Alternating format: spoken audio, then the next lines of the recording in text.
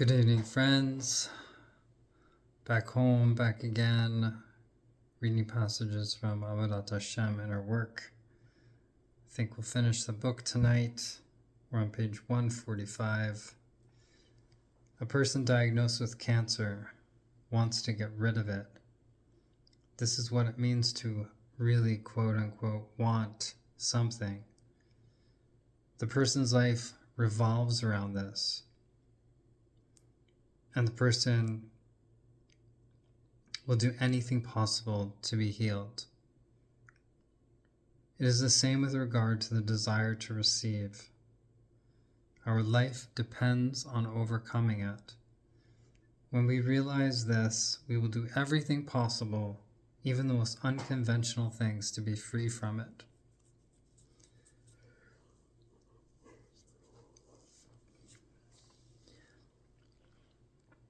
So,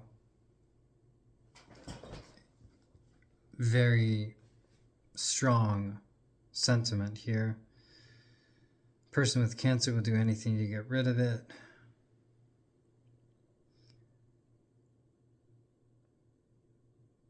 Because they really want to. They want to heal. This is what it means to really want something.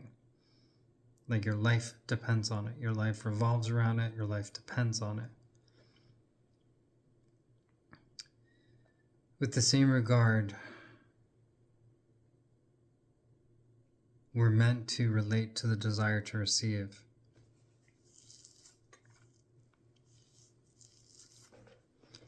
Our life depends on overcoming it. When we realize this, we'll do everything possible to be free from it.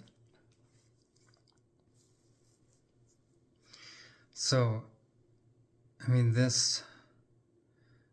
reason I say strong, because to relate the desire to receive to a terminal cancer, to something that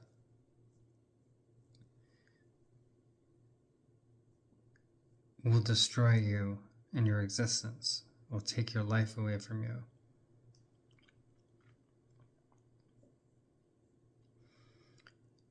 It's hard to comprehend that, right? So when we think of wanting something, we don't recognize, we don't imagine that it's so toxic for us that we're poisoning ourselves every time that we feed the desire to receive. And only until we recognize that the desire to receive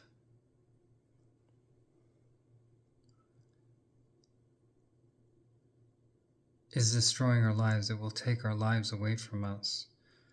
Only then will we fight it to the same extent we would if we had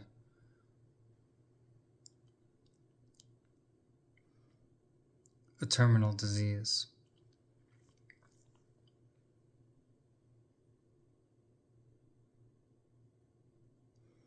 So even getting to the place, even getting to the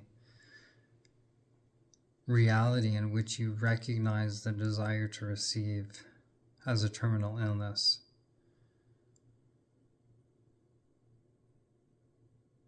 even getting to that place is a profound challenge, and it's a profound level of awakening.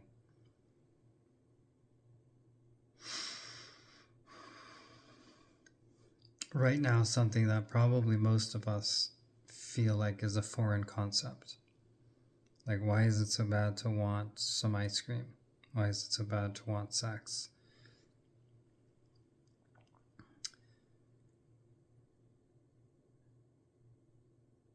At this stage, we don't see it in the same way the Rav is describing it. But maybe we can get a sense of it. Maybe we can get a sense of it, which is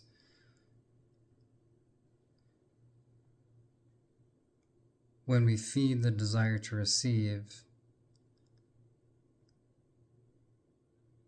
then that's what continues to motivate us and direct us.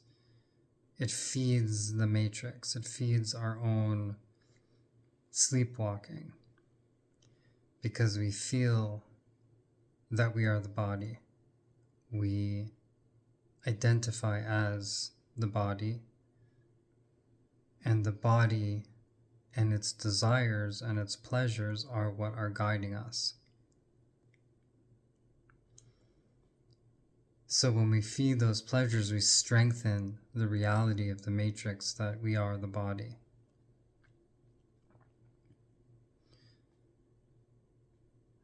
Perhaps tomorrow night I'll read a passage from I Am That, which connects with this.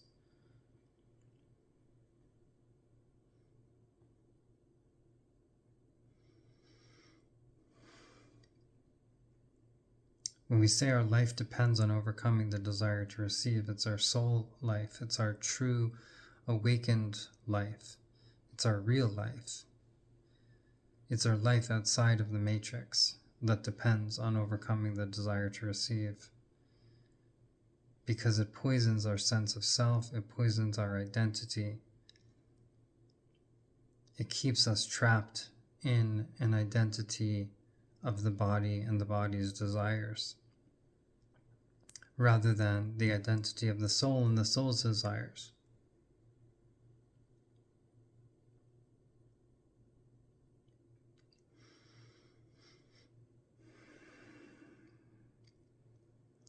So the Rav is urging us to treat the desire to receive as a very deadly disease in which we need to give everything we have to overcoming it. And again, I think that, just to be realistic, this goes in stages. I don't think that a person should just give up all desires to receive like an ascetic. Because it wouldn't be coming from clarity, it would be coming from faith and just trusting. One needs to feel the true suffering that comes from living a life identified as the body and allowing the body to drive the soul around. One needs to feel the suffering that comes from living that sort of life.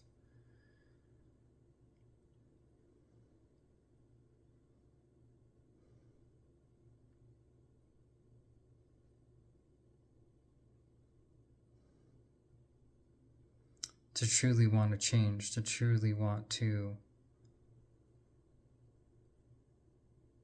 address the desire to receive as a deadly disease, and to give every ounce of what you have to overcome it. If you just do it based on faith, I'm not sure if it can really land, if it can really absorb and integrate into the being. Now, I know other places, not in this book, but in other Ashlag teachings, they say that there's two ways to come to awakening. There's through suffering, Isurim, this is what we're talking about, coming to a place where you recognize how living through the desire to receive, living as the body, just brings about suffering, because you can never get enough pleasure, and once you do get pleasure, at some point it ends, and then you're feeling down and you're looking for more pleasure, and it's an endless cycle till we die. That's the path of suffering, of Isurim.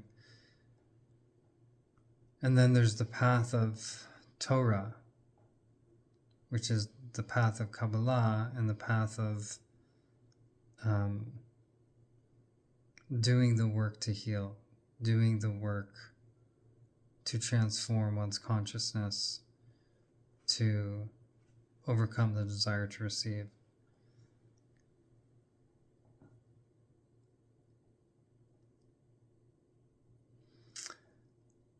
Maybe we'll get to more on that later. Whether or not we desire to give back, whether or not we desire to give is not black or white. Within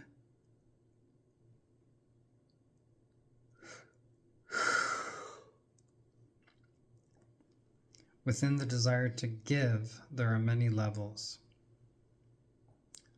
So whether or not we desire to give is not black and white. It's not like once we desire to give everything and,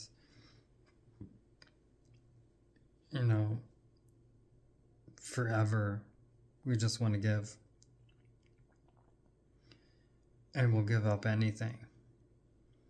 There are many levels within the desire to give.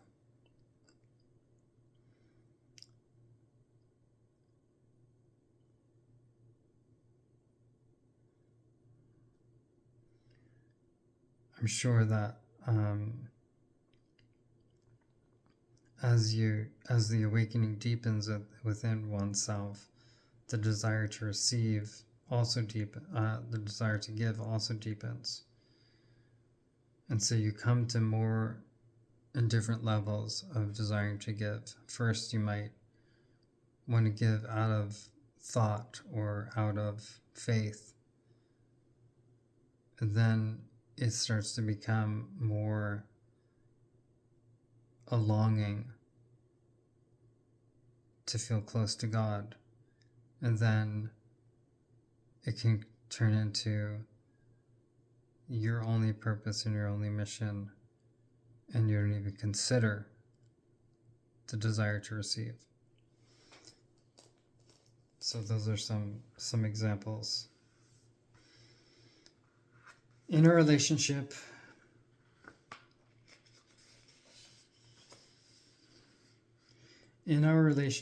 with each other, it is not our bodies that really matter, but rather our souls. Relationships are between souls. Everything is only souls, right? Again, so here it is. When we identify as the body, we're missing the mark. It's not bodies that are having relationships with each other, it's souls.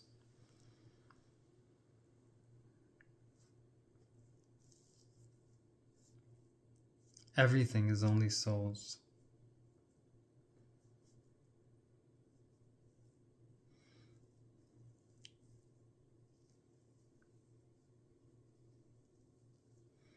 So again, if we can imagine like shifting our consciousness to stop seeing bodies, to see through the flesh and see into the soul, and to live in a world in which we're not walking around as bodies, but we're walking around as souls.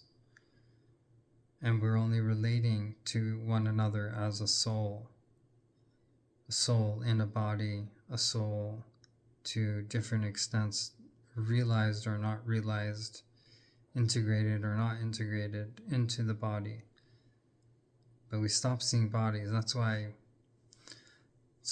things like pornography and our Hollywood culture and the US culture altogether is so ill. It's so pathological, because it so worships the body. People injecting their faces to look younger because we're so identified with the body. People getting plastic surgery to look better, sexier.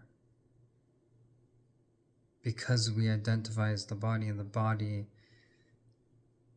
is the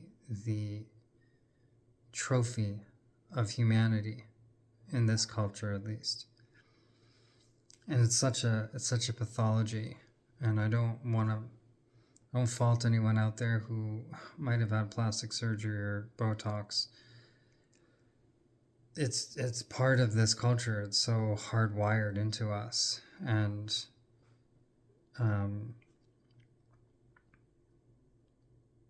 it makes sense that people do that, to feel better about themselves and to feel more powerful in a wounding world, in the world of Galut, the exile paradigm that we live in.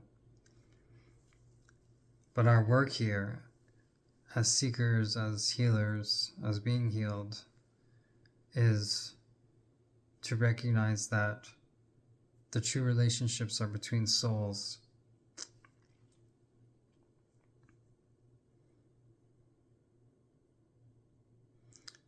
That our bodies don't really matter, it's really our souls that matter. And that everything truly and everyone truly is just a soul. If our thoughts are pure, then our speech and actions follow. Therefore, our main work is to have positive thoughts about other people and God. Again, so the power of thoughts. If our thoughts are pure, then our speech and action follow. They too will be pure. They too will be aligned. What does pure mean? Pure means aligned. If our thoughts are aligned with the divine and we're thinking about God and we're thinking about our purpose here, then our speech and our actions will also be aligned. So our main work then is to have positive thoughts, is to have thoughts that are aligned to seeing the God in other people, to seeing the good in God. Positive thoughts about other people and God. Aligned thoughts about other people, to see them as souls, to work to see them as souls.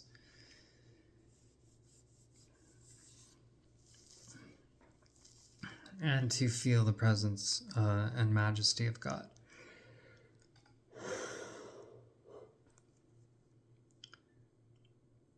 One who is drawn to the secrets of the Torah is drawn to the land of Israel. Wow. Kol mi sheyesh Mashiach l'sodot haTorah yesh lo Mashiach l'Eretz Yisrael. One who is drawn to the secrets of the Torah is drawn to the land of Israel. Well, the land of Israel is is intimately connected with the Torah. It's the land of the Jewish people. And so much of Torah and Kabbalah were birthed from the land of Israel. And so many of the secrets can be revealed there in particular. Like it's a magnetic PowerPoint, a vortex, a spiritual vortex. Only a person who is willing to follow the path of giving and willing to transcend understandings, feelings, and desires is able to understand what is written in the Zohar. Right? Again, so we come back to a similar concept. Only a person who is willing to follow the path of giving, to transcend understanding, meaning to transcend understanding, feelings, and desires, to use emunah, embodied faith, as a practice to transcend personal experience. I don't feel God, I don't see God. I don't even want God all the time, but I transcend those understandings, feelings, experiences, and desires through the path of emunah, because I know in my soul that this is true, that God is everything, and we're here to serve the divine. Only a person who has gone down that path is able to understand what is written in the Zohar. The Zohar is the most mystical writings the Kabbalistic mystical writings on the Torah. Our spiritual work, mitzvot, Torah learning, prayers, and tehillim, is to be focused on one point, to ask God for emunah, belief in God's eternal greatness and exaltedness. When we attain even the most minimal level of emunah in the greatness of God, we are already living in a different reality. So true. So our spiritual work, the mitzvot, the commandments, the Jewish practices, the Torah learning, studying of the Torah, prayers and tehillim, which are the Psalms. All of this work, this spiritual work, is to be focused on one point. To pray to God, to ask God for emunah, for embodied faith in God's eternal greatness and exaltedness. That's what we should be praying for. That's what all of our study and prayer and spiritual acts should be aligned with, is to be praying for emunah, the embodied faith in God's eternal greatness and exaltedness and the majesty and magic of existence, the majesty of the source of creation. When we attain even the most minimal level of emunah in the greatness of God and the awesomeness of the divine, we already are living in a different reality, right? Like, again, like if you can imagine living in a world of bodies, and just walking around seeing bodies, seeing egos and identities and bodies, versus walking around and seeing souls, right? Walking around seeing ego and body, or walking around and seeing creation, life aware of itself as life. You can already sense the shift in consciousness when you attain even the most minimal level of recognizing the awesomeness and the mystery, the utter mystery of existence, of being here, the magic of it all. Even the most minimal attainment shifts how you see, literally how you see other bodies, your own body, and the inanimate world around you, the animate world around you. Just like that.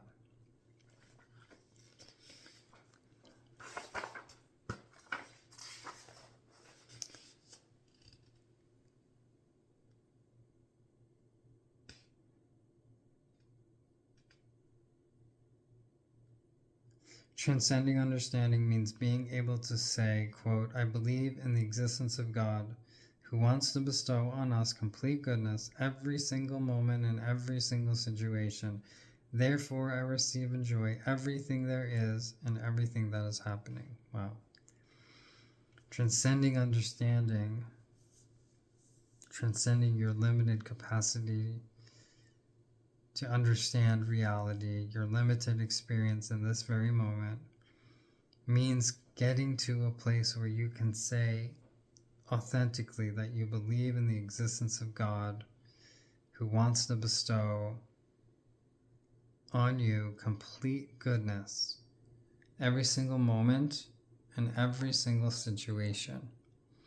Every single moment and in every single situation. Therefore, you receive, enjoy everything there is and everything that is happening. It's such an exalted state of emunah, of embodied faith to get to this point. It's totally unfathomable to most of us. Someone, like, basically people be like, what, I'm being in the Holocaust and I'm being tortured, or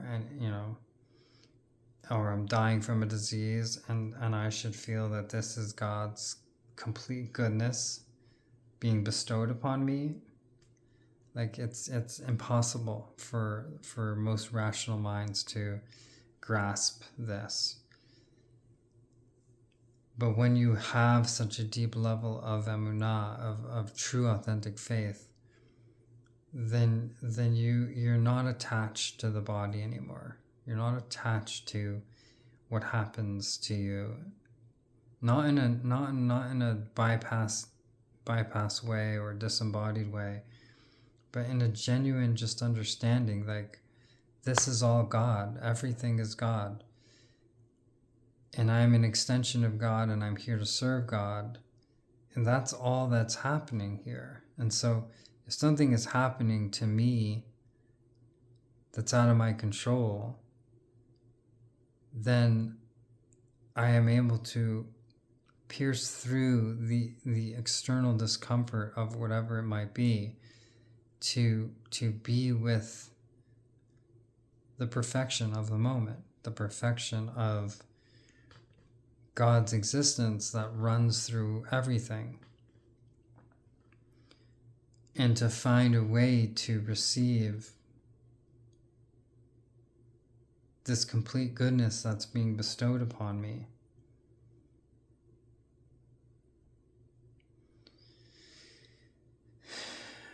Again, tremendous, like an alternate universe to the one that most of us are probably living in. Receiving and joy everything there is and everything that is happening. Part of it is once you live an aligned life that is dedicated to divine service,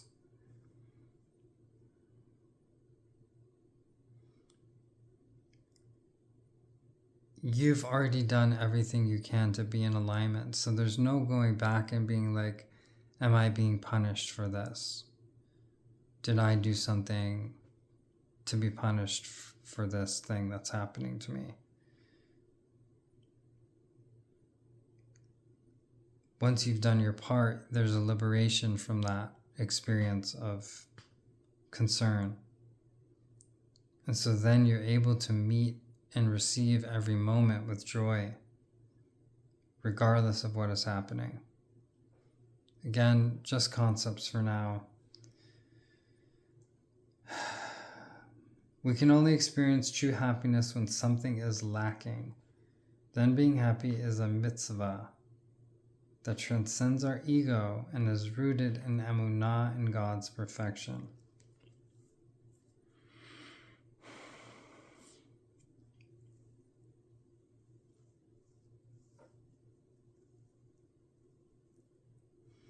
We can only experience true happiness when something is lacking. If there were no lack, then we would not be able to experience happiness, because everything would be happiness.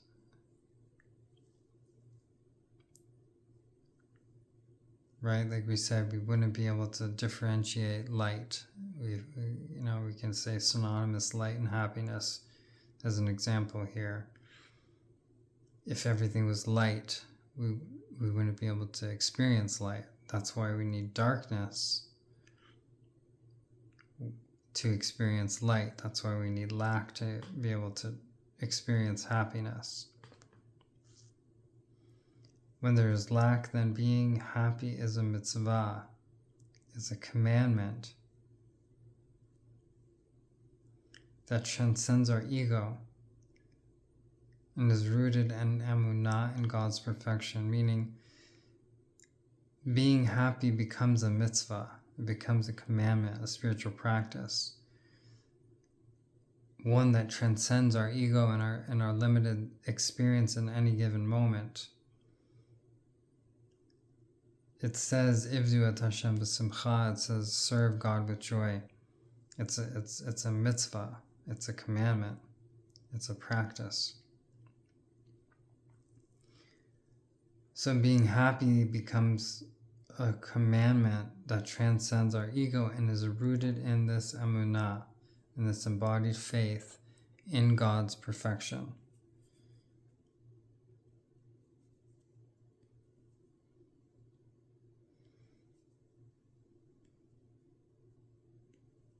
So we have the lack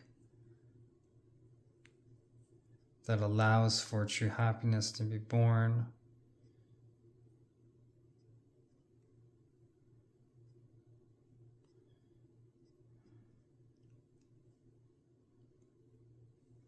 And this commandment to have joy, to be happy, even when we're not experiencing it, but to be happy through emunah, through an embodied faith in the perfection of God and in the perfection of creation and existence.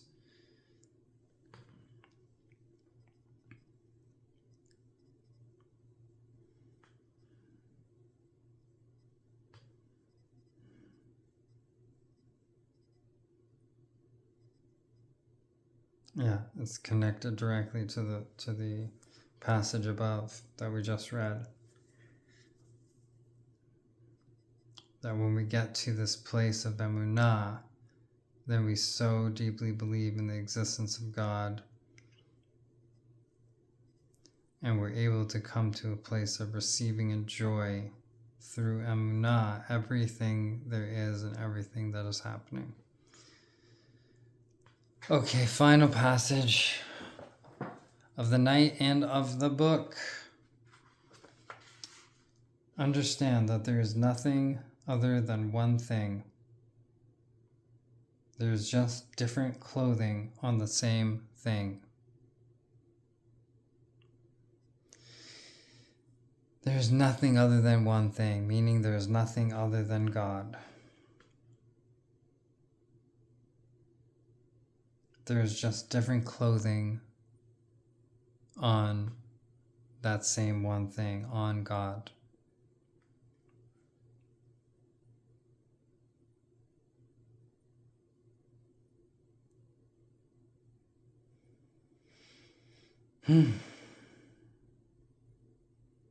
There's nothing but God.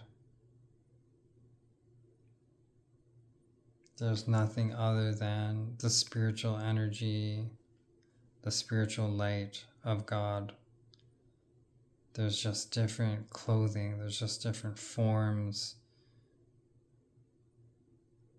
that are being taken, that the light is taking on. The light is clothing itself within all these different forms that we see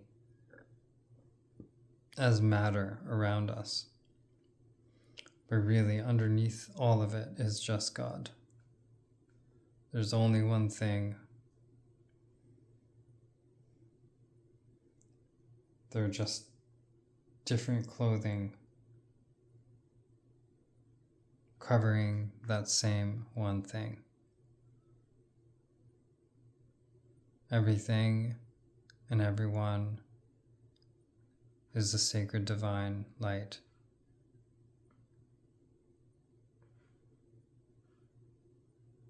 We are clothed in that light, clothed over that light. That is our true identity that we're here to actualize through our healing and our awakening. Have a wonderful night.